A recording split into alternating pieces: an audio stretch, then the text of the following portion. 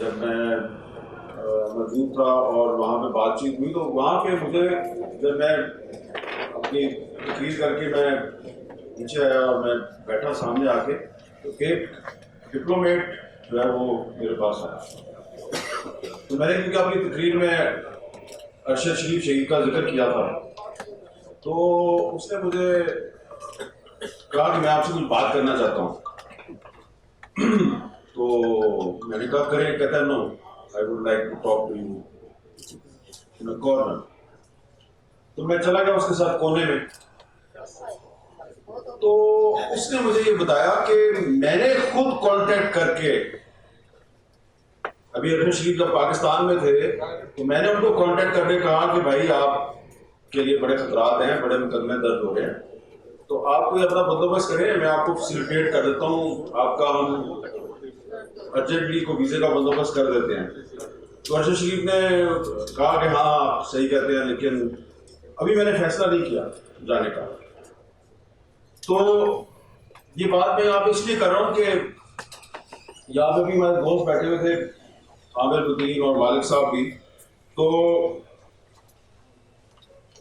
انہوں نے بھی وہاں پہ میں بھی موجود تھا, انہوں نے بھی اس کو مشورہ دیا تھا, کاشف باسی نے بھی مشورہ دیا تھا کہ آپ اپنے ویزے وغیرہ لگوا لیں, لیکن اس نے کہا کہ نہیں میں نے پاکستان سے نہیں جانا, میں ادھر ہی لڑوں گا. لیکن پھر حالات اس طرح کے بنائے گئے کہ ارشد شریف فار دا ٹائم بینگ کچھ عرصے کے لیے اس کو کہا گیا کہ آپ منظر سے ہٹ جائیں. تو ابھی جو ادھر شروع میں جو بات ہوئی تھی نا کہ وہ کچھ لوگوں نے اس کی ٹرولنگ کی تھی, تو تھوڑے دن کے لیے تو بہت سے لوگ جاتے ہیں, ہم اس چیز کے عینی شاہد ہیں کہ وہ کچھ عرصے کے لیے بہت شدید اصرار پہ تھوڑے عرصے کے لیے کچھ دن کے لیے اس کو کہا گیا تھا کہ آپ منظر سے ہٹ جائیں. اور ابھی یہ 1.5-2 گھنٹے پہلے ایک ڈپلومیٹ جو ہے ویسٹرن ڈپلومیٹ, وہ بھی مجھے یہی بتا رہے تھے. تو میں نے اس کو کہا کہ ہاں آپ صحیح کہتے ہیں, ہمارے ساتھ بھی اس کی یہی بات ہوئی تھی, وہ پاکستان سے نہیں جانا چاہ رہا تھا, لیکن پھر اس کو کہا گیا کہ حکمت کا مظاہرہ کرو, تھوڑے دن کے لیے چلے جاؤ. تو یہاں پہ بڑی بات ہوئی ہے جی, میں زیادہ لمبی بات نہیں کروں گا. ادھر ایک حکمت عملی بنانے کی بات ہوئی, اسٹریٹجی کیسے بنائی جائے کہ ارشد شریف کو انصاف کیسے دیا جائے. یہاں پہ عمران ریاض صاحب جو ہے انہوں نے بالکل صحیح کہا کہ سیاستدان جو ہے وہ تو اس قابل نہیں ہے کہ وہ صحافیوں کی زندگی کے لیے خطرات بنے, لیکن وہ کبھی کبھی سہولت کار بن جاتے ہیں. تو سیاستدان جو ہے اس میں واقعی جرت تو نہیں ہوتی, لیکن وہ اپنی کمزوری اور بزدلی کی وجہ سے سہولت کار ضرور بن جاتا ہے, تو اس کو سہولت کار نہیں بننا چاہیے.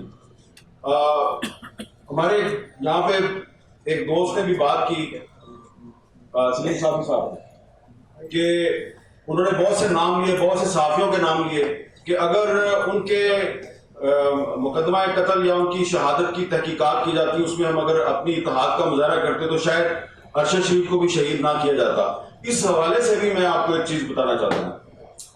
جب 2016-17 میں ارشد شریف شہید نے اسلام آباد ہائی کورٹ میں ایک پٹیشن دائر کی, اور ان کے وکیل تھے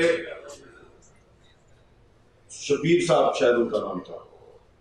تو انہوں نے ایک پٹیشن دائر کی کہ جی جو حامد میر پہ جو اٹیک ہوا تھا تو اس کی جو انکوائری رپورٹ ہے وہ پیش کی جائے. اچھا, اب میں نے جب وہ اخبار میں خبر پڑھی تو عامر الدین کے گھر میں ارشد شریف کو ملا, میں نے اس کو کہا یار آپ نے پٹیشن دائر کیا؟ کہتے ہیں ہاں جی کی ہے. تو اب میں نے اس کو پوچھا یار خیریت ہے, آپ نے کیوں پٹیشن دائر؟ اس نے کہا کہ کسی بھی کمیشن کا پتہ ہی نہیں چلتا, رپورٹ ہی نہیں آتی, تو کم از کم ایک یہ کمیشن ہے, اس میں سپریم کورٹ کا چیف جسٹس جو ہے وہ اس کو ہیڈ کر رہا تھا, اس کی سربراہی کر رہا تھا اس کمیشن کی, تو یہ رپورٹ تو آنی چاہیے نا.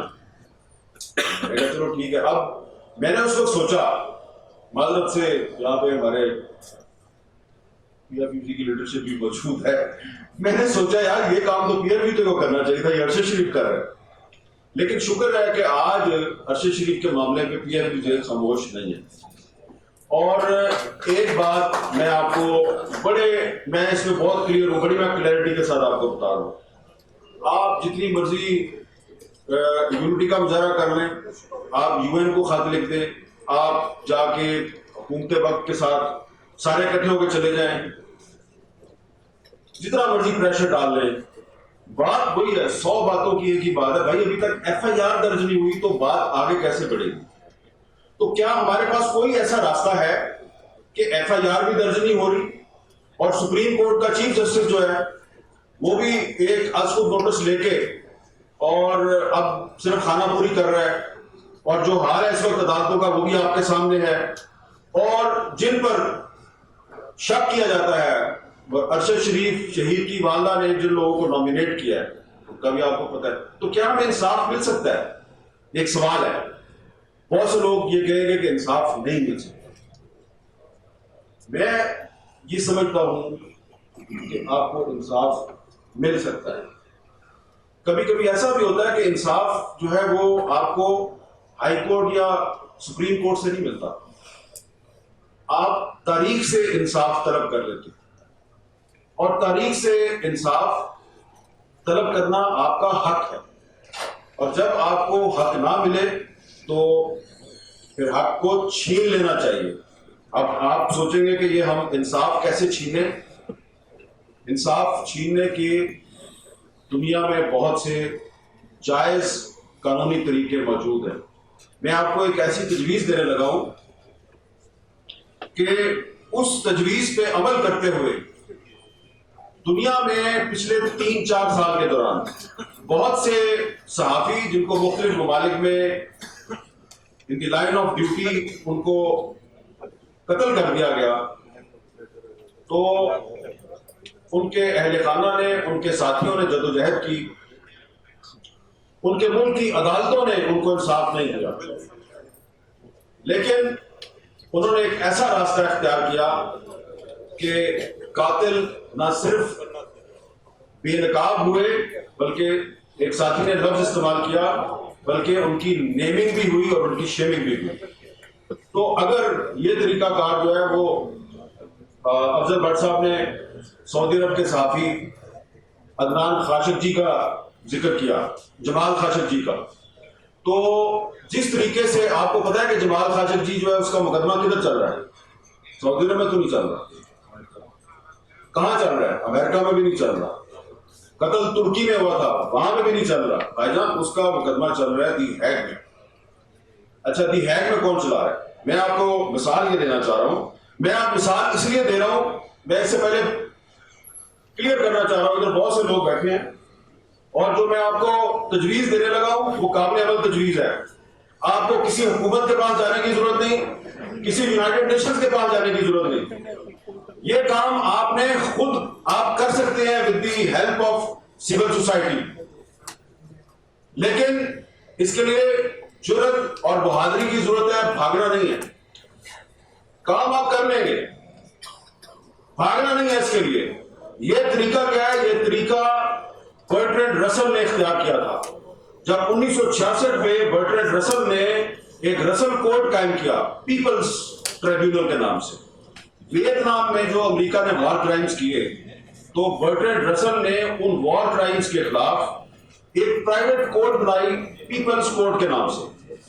اس کوڈ کا تعلق کسی حکومت سے نہیں تھا. اس کوڈ میں دنیا کے بڑے بڑے جو کانسٹیٹیوشنل ایکسپرٹ تھے, ریٹائرڈ جج تھے, پروسیکیوٹر تھے, سول سوسائٹی کے ایکٹیوسٹ تھے, ان کو بٹھایا گیا. انہوں نے باقاعدہ پروسیڈنگ کی, گواہ آئے, ان پہ جرح ہوئی, اور اس کا جو رسل کوڈ کا فیصلہ ہے اس فیصلے کے نتیجے میں امریکہ کو ویتنام میں جنگی جرائم کا مجرم قرار دیا گیا. اور جو رسل کوڈ کا جو فیصلہ تھا وہ اس کو کسی نے یہ نہیں کہا کہ جی یہ تعصب پہ مبنی فیصلہ تھا جو ہم اس کو نہیں مانتے. اور اس رسل کوڈ کے فیصلے کے بعد امریکہ ویتنام سے اپنی فوج نکالنے پر مجبور ہوا تھا. اس رسل کوڈ کو بعد میں پیپلز ٹریبیونل کا نام دیا گیا. اور پچھلے سال دی ہیگ میں عدنان خاشقجی, ایک سری لنکن جرنلسٹ اور ایک کولمبیا کے جرنلسٹ, ان 3 صحافیوں کی جو کیس تھا اس پہ ایک پیپلز ٹریبیونل بنایا گیا. اس کی پروسیڈنگ شروع ہوئی. پھر وہ جو ٹریبیونل تھا وہ ان 3 ملکوں میں گیا اور اس نے اس ٹریبیونل کو سعودی عرب میں نہیں جانے دیا گیا، لیکن عدنان خاشقجی کی جو وائف ہیں، جمال خاشقجی کی جو وائف ہیں، انہوں نے اس ٹریبیونل کے سامنے آ کے اپنی سٹیٹمنٹ دی. تو اس میں یہ نہیں ہوتا کہ آپ اپنا جو ذاتی موقف ہے اس کو آپ فیصلہ بنا کے اناؤنس کر دیں، ایسا بالکل نہیں ہوتا. جس طرح کہ ایک کورٹ کا ایک پورا پروسیجر ہوتا ہے، اس پروسیجر کے مطابق چلتا ہے سارا کام. اس میں جو ججز ہوتے ہیں، اس پیپلز ٹریبیونل کے جو ججز ہوتے ہیں، وہ یا تو سپریم کورٹ کے ریٹائرڈ ججز ہوتے ہیں یا بہت اچھی انٹیگریٹی اور ساتھ والے پروسیکیوٹرز ہوتے ہیں. تو ان کی تو پاکستان میں کمی نہیں ہے. تو اب آپ نے کرنا کیا ہے؟ آپ کو اگر سپریم کورٹ آف پاکستان سے انصاف نہیں مل رہا، ہائی کورٹ سے انصاف نہیں مل رہا، اور ارشد شریف شہید کی فیملی جو ہے اس کو لوئر کورٹ میں جا کے تاریخ پہ تاریخ میں ان کو وہاں پہ پیش ہونا پڑتا ہے، اور سب کو پتا ہے کہ وہاں سے تو انصاف نہیں ملے گا. تو ہم نے اور آپ نے کرنا کیا ہے؟ بڑا سمپل ہے.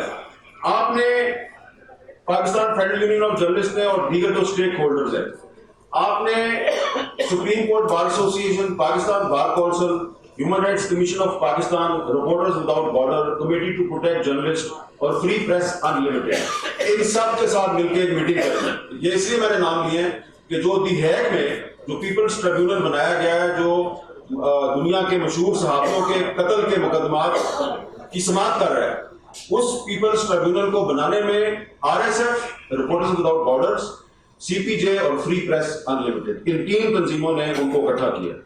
اور ان 3 تنظیموں کے ساتھ اگر آپ کا رابطہ نہیں ہے تو میں آپ کا رابطہ کروا دیتا ہوں. میں خود پچھلے سال دی ہیگ میں مجھے بھی بلایا گیا تھا، میں بھی وہاں پہ گیا تھا اور میں نے بھی وہاں پہ بات کی تھی. تو یہ کوئی مشکل کام نہیں ہے. آپ نے پیپلز ٹریبیونل بنانا ہے. آپ کے پاس بہت بڑے بڑے لائرز ہیں، آپ کے پاس بہت بڑے بڑے ججز ہیں، لیکن اس میں ہوگا کیا کہ اس کو بالکل اسی طریقے سے چلانا ہے جیسے کہ ایک پراپر کورٹ چلتی ہے. اور اس میں آپ اپنا جو پرائم سسپیکٹ ہے، ملزم، جس کا آپ سب کو پتا ہے ملزم کون ہے، وہ مالک صاحب نے ملزم کا نام لیا ہے، ٹھیک ہے وہ بھی ہوگا، اس کا نام ایف سے شروع ہوتا ہے. میرا خیال ہے ملزم کا نام تو بی سے شروع ہوتا ہے. تو ٹھیک ہے، دونوں کو ہم ملزم سمجھ لیتے ہیں. تو جتنے بھی ملزمان ہیں ان ملزمان کو باقاعدہ ہم سمجھ لیتے ہیں. پیپلز ٹریبیونل کی طرف سے ان کو خط لکھا جائے گا کہ اتنے فلاں دن اتنے بجے فلاں جگہ پہ ہماری سماعت ہوگی، ہماری پروسیڈنگ ہوگی، آپ آئیں اور اپنا موقف دیں. اگر وہ نہیں آتے تو اپنا وکیل بھیج دیں. اگر وکیل نہیں آتا اس کا مطلب ہے گلٹی. تو جس طرح جو رسل کورٹ کا فیصلہ تھا، جو پیپلز ٹریبیونل تھا، اس کے فیصلے کی بنیاد پہ امریکہ جیسی ایک سپر پاور ویتنام سے اپنی فوج نکالنے پہ مجبور ہوئی تھی. تو میں یہ سمجھتا ہوں کہ اگر آپ پاکستان میں پیپلز ٹریبیونل بنا دیں اور ارشد شریف شہید کا جو کیس ہے اس کو پراپر طریقے سے وہاں پہ آپ چلائیں، تو اس کے بعد نہ صرف ارشد شریف کو انصاف ملے گا بلکہ اس کے بعد سلیم شہزاد کو بھی انصاف ملے گا، موسیٰ خان خیل کو بھی انصاف ملے گا، اور حیات اللہ خان سمیت ان 160 میڈیا ورکرز کو بھی انصاف ملے گا کہ جن کو آج تک انصاف نہیں ملا، جس کا ذکر افضل بٹ صاحب یہاں بار بار کر رہے تھے. تو یہ کوئی مشکل کام نہیں ہے. اس کے لیے کسی حکومت کے پاس جانے کی ضرورت نہیں ہے، کسی یونائیٹڈ نیشنز کے پاس جانے کی ضرورت نہیں ہے. یہ کام آپ کر سکتے ہیں. ہم حاضر ہیں آپ کا یہ کام کرنے کے لیے، لیکن اس کے لیے آپ کو صرف تھوڑی سی ضرورت اور تھوڑی سی بہادری کی ضرورت ہے. بہت بہت شکریہ.